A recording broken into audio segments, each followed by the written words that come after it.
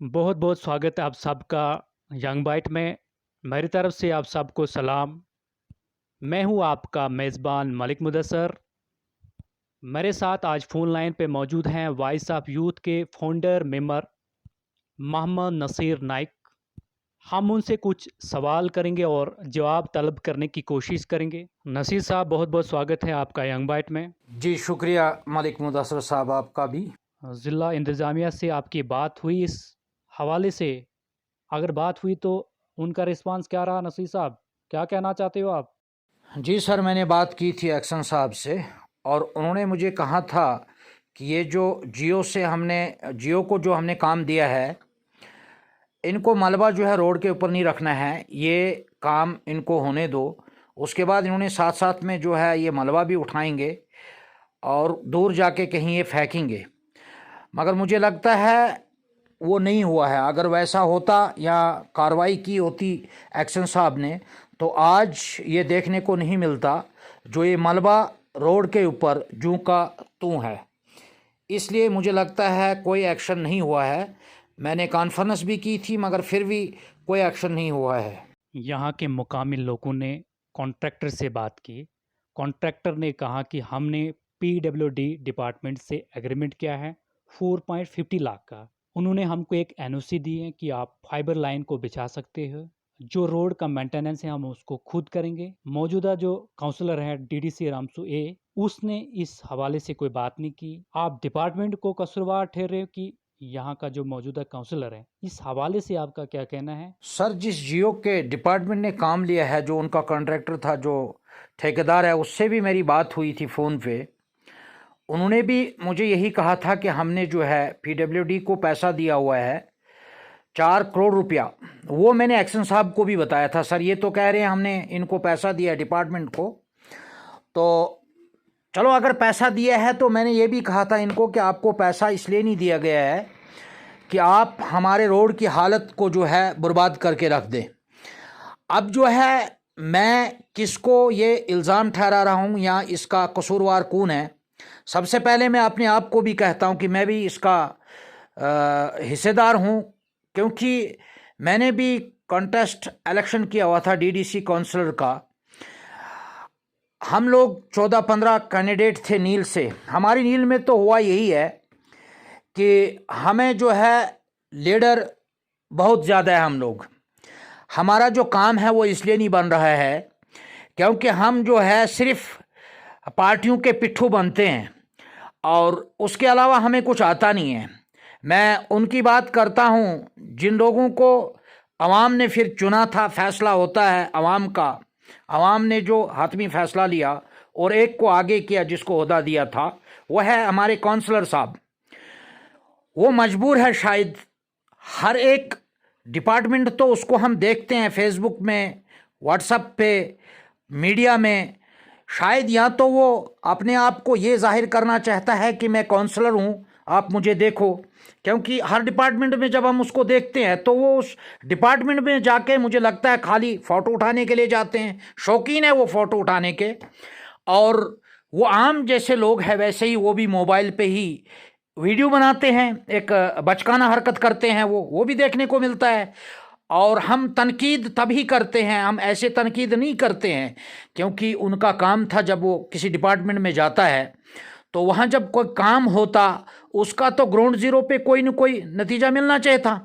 अब हमें ये समझ नहीं आती है कि उनकी तारीफ़ करने वाले भी उन्हीं के 2-4 आदमी होते हैं जो कहते हैं ये बहुत बड़ा ग्रेट लीडर है, बड़ा अच्छा लीडर है, काम कर रहा है। अब कौन सा काम कर रहा है? जो 2 किलोमीटर रोड या 4 किलोमीटर रोड हमें जो सरकार ने दिया अरसाई 40 साल के बाद, तो ये कोई हमारे लिए कोई कमाल नहीं किया उन्होंने, यहाँ कोई भीख नहीं दी है हमें।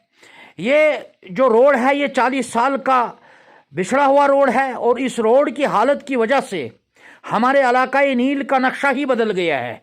वो मेहरबानी ऐसे ही 3 टायर सिस्टम्स जो बना, इनकी भी मेहरबानी है वो, और जो काउंसलर साहब है हमारी, उसकी भी मेहरबानी है ये।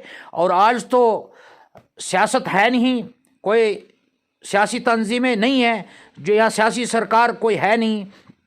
गवर्नर इंतज़ामिया आजकल थी पूरे जम्मू कश्मीर में और हमें पूरा यकीन था इस साल कि हमें ये रोड जो है वो मुकम्मल होगा, मैकडामाइज। वो भी नहीं हुआ। अब जो जियो ने ये काम लिया था, इनकी वजह से जो है आज हम फिर ऐसे दलदल में फंस गए। आज से ही अभी मौसम ने दस्तखत दी, आने की शुरुआत ही अभी हुई, तो इसने ऐसी दस्तखत दे दी जो हमारे एक दो गाड़ियां जो फंसी हुई थी, जो मैं कुछ वीडियोस आपको सेंड कर रहा हूं, उनको नुकसान हुआ बहुत ज़्यादा। जब वो मशीनरी ने, जो जियो की मशीनरी वहाँ है, और उनसे पैसा भी बाद में कहा कि आप पैसा दीजिए, हमने आपको इस मलबे से बाहर निकाला, इस दलदल से बाहर निकाला। हालांकि उन्होंने ही वो ये काम किया हुआ है, उन्होंने ही ये मलबा वहाँ पे मौजूद रखा हुआ है, तो गलती उनकी है। और ऊपर से वो ड्राइवरों से पैसा भी वसूल कर रहे हैं। उनमें जो बीमार थे, कुछ दूर दराज इलाके में जाने वाले लोग थे, जिनको बहुत बड़ी परेशानी उठानी पड़ी। हमें हर वक्त ऐसा ही होता है, क्योंकि हम मजबूर हैं, हमारे इलाके में कोई फैसिलिटीज़ नहीं है जिसकी वजह से हम अपने ही नील में राहत की सांस ले सके। हमारे ट्रांसपोर्टर साहिबान परेशानी हाल होते हैं, वो उनकी गाड़ियों की एक बुरा हालत होती है, खस्ता हालत होती है। पैसेंजर जो बैठा होता है उसकी हालत ख़राब हो जाती है जब वो जाडी में गाड़ी में बैठता है, बानहाल की तरफ रुख करता है। तो इसके लिए ये वजह क्या है, कौन सी खता हम कर रहे हैं, शायद हम हिंदुस्तान के नक्शे में हैं या नहीं है। आज के डिजिटल दौर में भी इस रोड की हालत आप खुद देख लीजिए। शायद ये आला हुकाम तक आपके ज़रिए ये वीडियो पहुंच जाए और वो देख ले कि ये हालत कैसे है इस हमारे रोड की। ये आज की नहीं, 40 साल से इस रोड की हालत ऐसी है।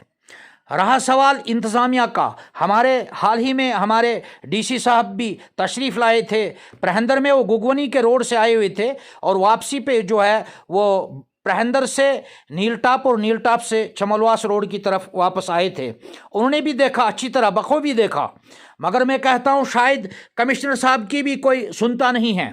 अगर कमिश्नर साहब की आवाज़ को कोई सुनता इसके तो शायद कुछ न कुछ इस रोड का हुआ होता। ये 2 किलोमीटर या 4 किलोमीटर से तो हमें कोई फ़ायदा होने वाला नहीं है, और जहाँ ज़रूरत थी वहाँ रोड का काम हुआ नहीं है, और जहाँ ज़रूरत है वहाँ हुआ है। वहाँ हुआ है काम, कहाँ हुआ है? ये 2-2 किलोमीटर से कोई फ़ायदा नहीं है हमें इस रोड का।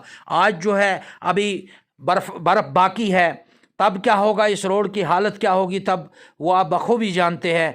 मुझे लगता है इसका कसूरवार काउंसलर, बीडीसी और ज़िला इंतज़ामिया सब इसके कसूरवार है, जो ये काम वक्त पर नहीं देखते हैं, वक्त पर इनको एक्शन नहीं लिया जाता है। ये खाली जो हमारे ओहदेदार साहिबान हैं, ये सिर्फ फ़ोन पे, व्हाट्सएप पे या फ़ोटो उठाने में ही मशगूल है।